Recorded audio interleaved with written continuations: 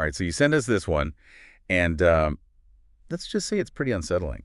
We're talking about that disturbing discovery in Krug Park, where a runner found a body. Yeah, not a prank or anything like that. Definitely not.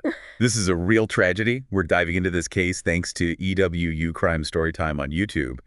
And honestly, the deeper you go, the more intense it gets. What really struck me was how this case starts with what seems like a pretty straightforward discovery.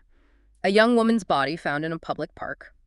But then it just spirals into this narrative full of really bizarre twists, and the motivations are just deeply unsettling. Absolutely. So we're talking about 17-year-old Caitlyn Root found stripped and stabbed. Yeah. And right off the bat, the investigation hits a wall. Right, because there's no ID on her. No ID. And there's no weapon at the scene. Nope. So the first thing they have to do is figure out who Caitlyn was, and of course, who could have possibly wanted to harm her. So naturally, they start looking into her digital life, her social media, trying to put together her last interactions. This case really illustrates how important digital footprints have become in investigations these days. It's like this immediate access to the victims' social circles and even their state of mind, sometimes right before a crime happens. It's a huge shift from how things used to be done. Yeah, for sure. So for this deep dive, our goal is to go beyond that initial shock of the discovery. We want to trace those crucial events that unfolded after they found Caitlyn's body. We're following those leads, looking at all the strange turns this investigation took, and ultimately we're trying to wrap our heads around the disturbing motivations that emerged. It's a story with levels of strangeness you don't see very often. No, you really don't. It's about connecting those early steps, the almost procedural stuff of the investigation, to the later revelations, which, to be honest, are almost unbelievable. Okay, so the detectives do what so many investigators do now. Start with Facebook. Exactly. Facebook. Okay. Caitlyn had been staying with these friends, Crystal and Crystal's grandmother, Sheila. So they interview them, and they also talk to Sheila's daughter, Tabitha, who lived nearby. All right. And it's through Tabitha that they get their first potential lead. This young man named Kevin, who Caitlyn had actually accused of assaulting her just days before. Well, that makes sense. It's natural for investigators to look into recent conflicts or any reported grievances involving the victim, because sometimes those things point to potential suspects or even motives. And wouldn't you know it, Kevin and his friends were all over Facebook. Oh, really? Vehemently denying these accusations. Kevin even posted that Saturday before, tagging Caitlyn saying, "I don't hit women." Wow. Which, of course, sparked a whole social media frenzy. But what's almost surreal is that even while Tabitha is telling them on Monday that Caitlyn is dead and the police are at her house, Kevin is still posting online. He even tells Tabitha to take him to court because the truth will come out. Huh. That's a bizarre disconnect. It's like that fragmented reality of online interaction. People can maintain this defiant persona, even detached, while real-world tragedy is happening. Yeah, and the intensity of that digital back and forth, it really contrasts with, the finality of Caitlyn's death. Absolutely. So the suspicion around Kevin starts to grow when a witness comes forward. She claims she saw a car linked to Kevin at Krug Park around 10:30 p.m. on the night of the murder, with Kevin inside. Okay. So they bring him in for questioning. Yeah. They notice some minor scratches and bruises on him. And his explanation. What's that? Sitting on a friend's trailer. He tells them he hadn't really been in contact with Caitlyn much, the last time being 2 days before. Okay. He even gives them the name of his friend, Chris, who he claims was with him the whole time on Saturday, the day of the murder. So he has an alibi? He gives them a detailed timeline of his day, names other people who can back up his story. And this is where that thorough police work really makes a difference. They track down those people, and Kevin's account checks out completely. Wow. He's cleared of any involvement. So that's a classic example of how crucial it is to rigorously check alibis. Even when suspicion is really strong, a solid alibi from multiple independent sources can quickly shift the focus of the investigation. Oh, absolutely. So that early lead turns out to be a dead end. But then the name Adam comes up. Caitlyn had mentioned him that Thursday before she died, saying he had this huge crush on her. Oh. And she wasn't interested. Oh, okay. Now, this is where the story gets even creepier. Adam had posted this, well, frankly, creepy message on Facebook. It talked about people disappearing, and he tagged Caitlyn in it. So even though these kinds of social media posts are sometimes dismissed as just, youthful exaggeration or dark humor, they can take on a whole new meaning in the context of a missing person or a murder investigation. Right. They can actually indicate a disturbed mindset or even give clues about potential intentions. Absolutely. So the police knew that Adam was among the last people to see Caitlyn alive. They find out she was at a party Saturday night with Adam and two other guys. Okay. And supposedly they all went to Krug Park. However, only Adam came back, claiming Caitlyn just wandered off on her own. Seriously? And get this, he apparently made another disturbing Facebook post where he said he regretted something he had done. So, with the timeline being inconsistent and his social media activity being so suggestive, the investigators had plenty of reason to bring Adam in for questioning. Even if he wasn't directly involved in Caitlyn's death, he might have crucial information about her last whereabouts, who she was with. Exactly. So they question Adam, and he denies any involvement in Caitlyn's death. He claims he was at her house Saturday night. Right? But then Caitlyn got a Facebook message and just left suddenly to meet someone named Amanda at a park. Amanda. Amanda. He even says he had a bad feeling about her meeting this Amanda. He tells the police that Caitlyn had mentioned texting with Amanda and making plans to meet. And what's surprising is that Caitlyn's own father had mentioned in Amanda as one of Caitlyn's friends. So Amanda is coming up from multiple sources. She was in contact with Caitlyn right before she disappeared. She's definitely a key person of interest now. Right. And Caitlyn's friend, Crystal, also confirms that Caitlyn left to meet Amanda that night. So the police decide they need to talk to this Amanda. They actually arrest her on an unrelated outstanding warrant, which was a strategic move. Oh, I see. And they bring her in for questioning. Now, this is where things start to get truly strange. How so? Well, you would think someone in this situation, being arrested, brought in for questioning about a murder, would be anxious, maybe even scared. Yeah, you'd think so. But Amanda is described as super calm, almost cheerful. When they ask her about Caitlyn, she acts confused, claims she hasn't talked to her on Facebook lately. Really? Even denies having Caitlyn's phone number. She even volunteers to show them her Facebook profile to prove it, which has the screen name Amanda Panda. Amanda Panda. It's interesting how denial and pretending to be clueless are common reactions in these situations. But that detail, the Amanda Panda screen name, that becomes a really important piece of the puzzle later on. It really does. Yeah. So Detective Ogle starts searching Facebook for Amanda Panda and finds tons of profiles. Oh, wow. He mentions one out loud, but he keeps scrolling. Little did he know that the person behind a specific Amanda Panda account was about to become central to this whole case. Amanda keeps insisting she was home that night and suggests they contact her house manager, Tina, to verify. Tina actually does confirm that Amanda was home, so it seems like another dead end. It really shows how important it is to be meticulous and persistent in an investigation. Even when a lead seems to check out, a good investigator will keep digging. And in this case, it leads them back to Amanda. Exactly. So a few days later, they go back to Krug Park to do a more thorough search. And guess what? What did they find? They find the main body of Caitlyn's cell phone. Severely damaged, of course. But they managed to get a similar phone, swap the SIM card, and boom, a critical piece of evidence emerges. Okay. The last photo taken on Caitlyn's phone is timestamped the night of the murder. Interestingly enough, it's not a picture of a person. Yeah. It's a picture of the front of a convenience store. A convenience store. Yeah. Huh. Sometimes even a seemingly unimportant photo can be a turning point. It can link the victim to their final hours and maybe even to the person they were meeting. Absolutely. So they find the store about 4 miles from Caitlyn's house. Surveillance footage shows a young man in a green Hyundai Santa Fe arriving around the time the photo was taken. He goes in, buys some snacks, and leaves. Okay.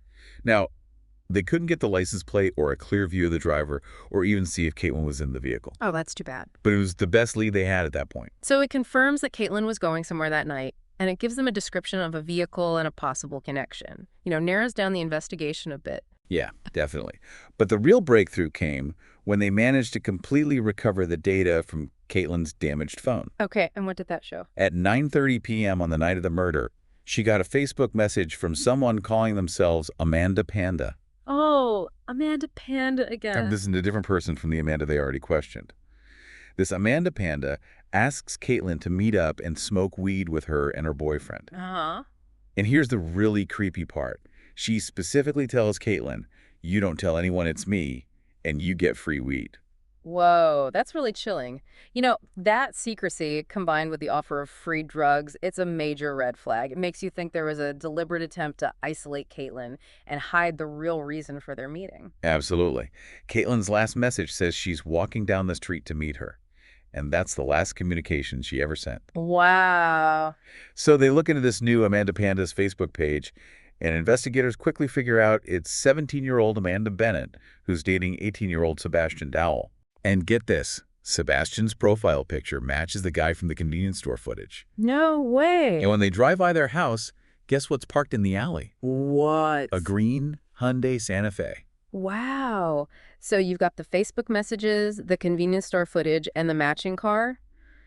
That's a pretty strong link between Amanda Bennett, Sebastian Dowell, and Caitlyn's disappearance. Exactly. A week to the day after Caitlyn's murder, they apprehend Amanda Bennett and Sebastian Dowell at a local parade. Whoa. And when they bring Amanda in for questioning, she still has that unsettling calmness about her. It just so happens to be her 17th birthday. Oh, wow. When they ask her if she knows why she's there, she acts all surprised, like they could possibly suspect her of doing anything wrong. That's weird, right? You'd expect some emotion, given the circumstances. It could be a sign of a disconnect from reality or maybe a calculated attempt to seem innocent. Yeah, it's really strange. So they ask her about the night before the murder, and she gives them this detailed alibi. Okay, what's the alibi? She says she went to a late showing of the movie The Girl on the Train with Sebastian, left their 2-month-old baby with her mom, claims they were late, watched the whole movie, and then went to Sebastian's dad's house until her mom called around 3 a.m., wondering where they were. But then she suddenly corrects herself, saying, "Oh, wait, all that happened on Saturday." Wait, she messed up the days. That's a huge red flag. It could be a clumsy attempt to create an alibi for the night of the murder. And it definitely makes her story less believable. Especially because when they talk to Sebastian, he doesn't remember this movie night at all. Oh, wow. When they press him, ask him specifically if they went to a movie, he just says vaguely, "I think we were supposed to see The Girl on the Train." But he doesn't remember actually seeing it. Huh. And he also directly contradicts Amanda's story about them going to his dad's place. So their stories don't match up at all. That really hurts their credibility. I mean, if they were together, they should have a clear and consistent memory of something like a late-night movie, right? Right. And there's this other disturbing detail. The detective notices scratches on Sebastian's arm, Scratches. like he's trying to hide something. Sebastian says they're from his knife. His knife. He's a collector. And chillingly enough, when they searched their place later, they found a whole bunch of knives. Okay, so that knife collection definitely becomes more suspicious later on when blood evidence comes into play. The scratches on Sebastian's arm plus his admitted interest in knives, well, it suggests there might have been a more violent situation than he's letting on. For sure. So, sensing there might be a power imbalance in the relationship, the detectives ask Sebastian who's really in control. He immediately points to Amanda. He even says he only smokes weed if she says it's okay. He admits that Amanda is extremely jealous and controlling, describing her as someone who freaks out about the slightest thing. Wow. He says she has a history of violence, even mentioning an incident a month before where she punched him in the ribs during what he called a mental breakdown. So that paints a picture of a really volatile and potentially abusive relationship. Amanda's clearly the dominant one, calling the shots. And, jealousy can be a powerful and destructive force in relationships, especially when it comes to conflict. And then you look at Amanda's social media, and it's full of disturbing stuff. There's even a meme that reads, "It's only murder if they find your body. Otherwise, you're just a missing person." That's a really chilling thing to post, considering Caitlyn's disappearance and death. It's like a window into her mindset. That specific meme shows a callous disregard for the consequences of violence, and it's almost like she's aware of how to avoid being held accountable. Yeah, it's really disturbing. So they question Amanda again about the girl on the train, and she describes the ending as weird, with a plot twist about a murder. But she claims she wasn't really paying attention, doesn't know who the killer was because she was bored. Bored.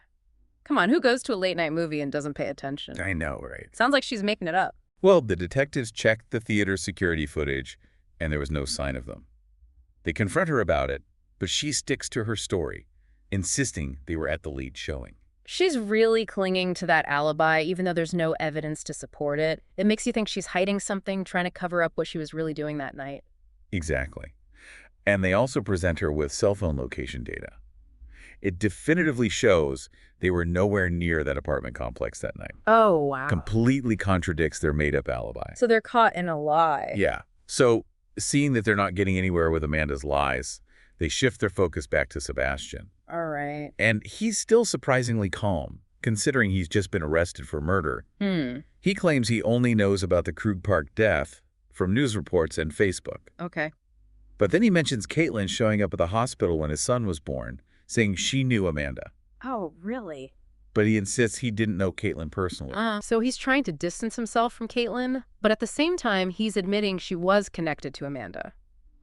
It's a way to deflect suspicion, but he's still very much part of the investigation because he knows about the murder and Caitlyn's link to his girlfriend. Right. The detectives, knowing how possessive Amanda is, they asked Sebastian if Caitlyn had ever flirted with him at the hospital. Oh, interesting. And he admits that she complimented how he looked in front of Amanda, which he says made Amanda kind of pretty mad. Oh, boy.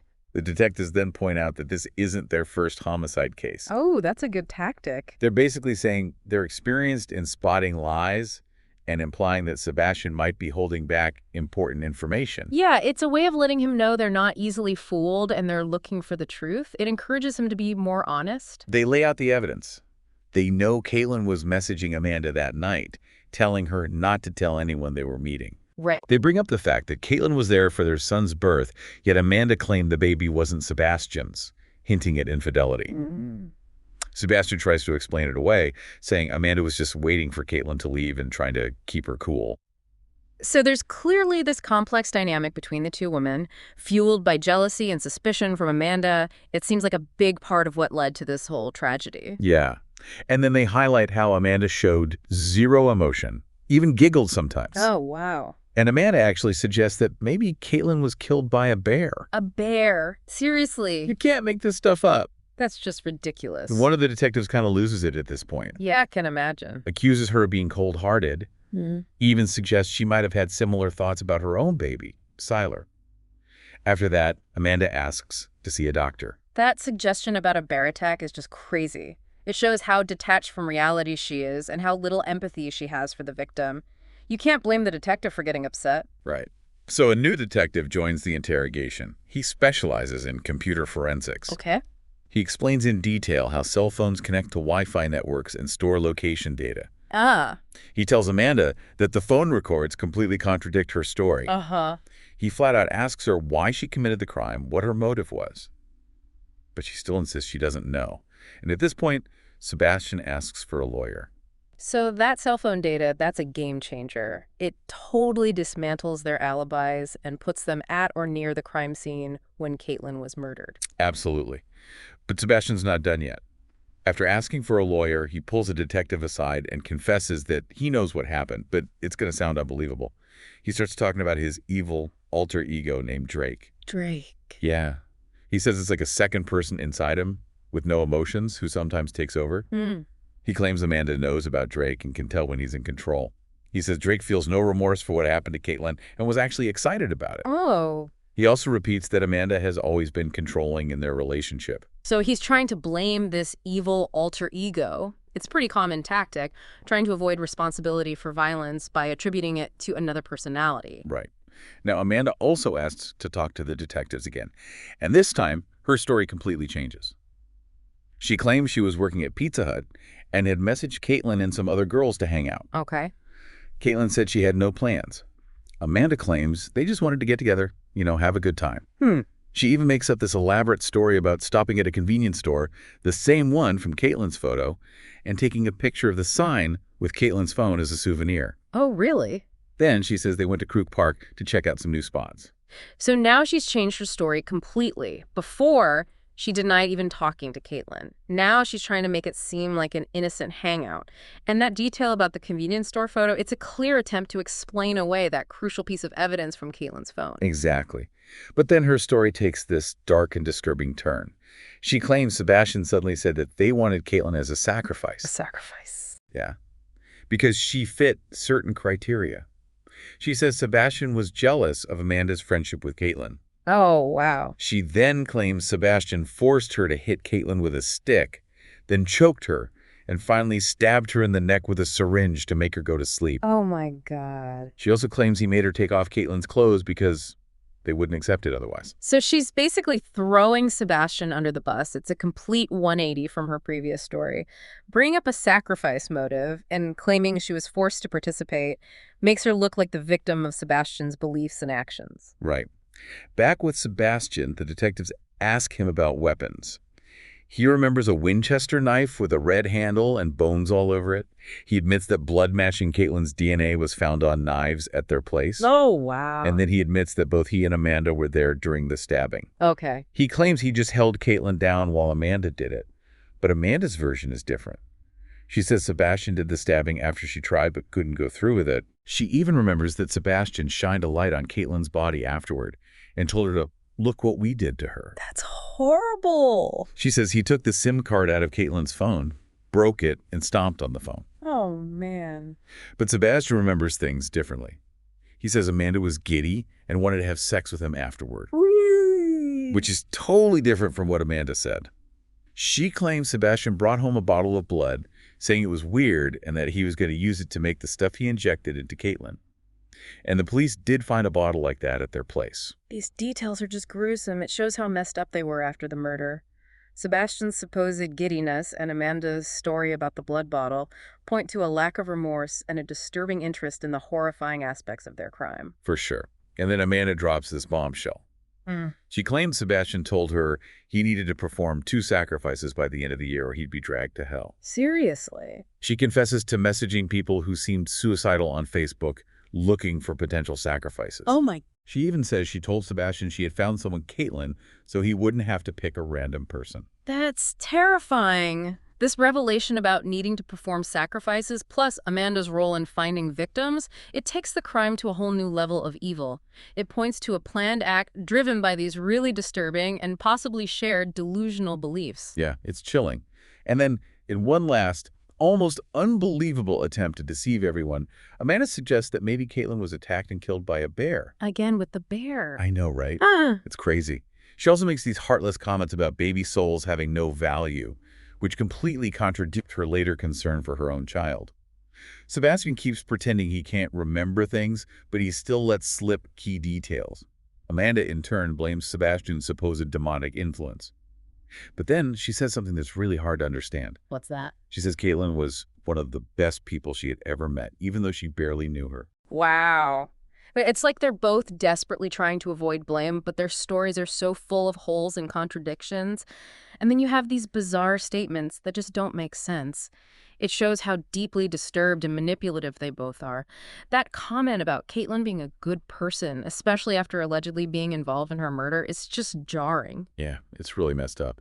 In the end, Amanda wrote a letter taking responsibility for the crime, but it was intercepted by guards. Both Amanda Bennett and Sebastian Dowell eventually pleaded guilty to second-degree murder and got life sentences. Even after being sentenced, Amanda reportedly bragged to other inmates about being the Krug Park killer and even threatened another inmate. Wow. Caitlyn's mother's response to life sentences was heartbreaking. She just said, "It's not enough." It's a tragic end to this case. They might have reached a legal resolution, but the details are so disturbing, and the lack of genuine remorse from the perpetrators is just unsettling. It really highlights the devastating and permanent loss Caitlyn's family has to live with. Absolutely. Yeah. So when we take a step back and look at everything, what can we learn from this? This deep dive reveals this seemingly random act of violence that quickly became this twisted and chilling story of jealousy, manipulation, and these incredibly disturbing beliefs about demons and human sacrifice.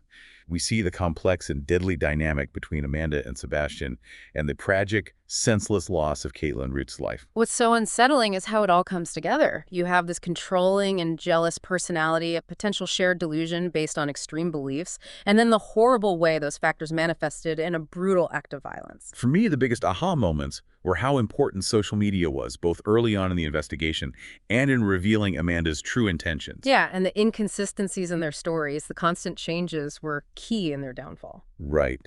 But what really gets to me is the glimpse into their mindset. It's this bizarre mix of typical teenage life and what seems like a genuine belief in the occult. It's a reminder that online interactions can hide dark realities, and that belief systems, even the ones that seem irrational, can have devastating consequences in the real world. Yeah. You shared these sources wanting to understand this really unsettling case, and I hope this deep dive has helped with that. It's Yeah. been a dark look into the tragic reality of what happened to Caitlyn Root. This case makes us think about the potential for darkness that exists within people and how crucial it is to think critically when we encounter extreme or irrational beliefs, especially because of their potential for harm. So as we think about the manipulation, the apparent shared delusion, and the horrific outcome, what does this case tell us about the potential for darkness in human connections and beliefs? What responsibility do we have for the influence we have over others, especially when those beliefs become extreme? It's a chilling question to consider.